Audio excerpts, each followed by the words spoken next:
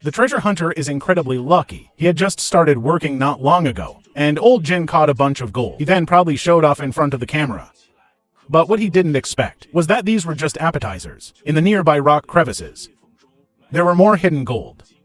Even the nearby rocks were stained yellow. At this point, old Jin just wanted to suck up all the gold quickly. After all, accidents could happen at any time. But just as he picked up the suction tube, he found that the nozzle was missing. Although this would reduce the suction power, old Jin didn't care. He started sucking gold in the corner with the most gold. At this rate, it would only take 3 hours to empty the nearby gold. But the weather seemed unwilling to give him a chance. The guys on the boat noticed sudden turbulence on the sea. The seawater was about to engulf the mud boat. If the engine got wet, they would be in big trouble. After a brief discussion, old Jin immediately turned the boat around. This didn't mean he was giving up on gold panning, but rather relocating to a calmer area. The large chunk of gold he had just obtained made old Jin confident that he could have such a harvest anywhere.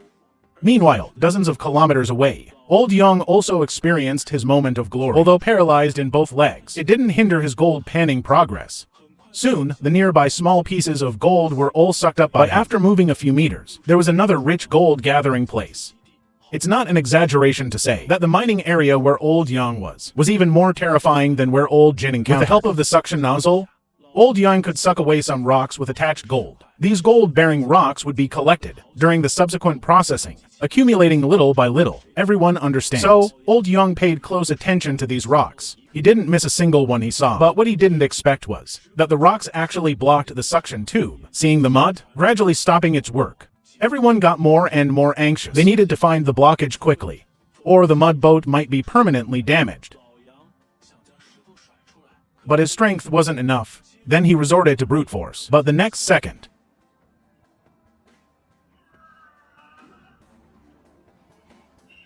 George, can you hear me? We lost him? Are you there? George, come up.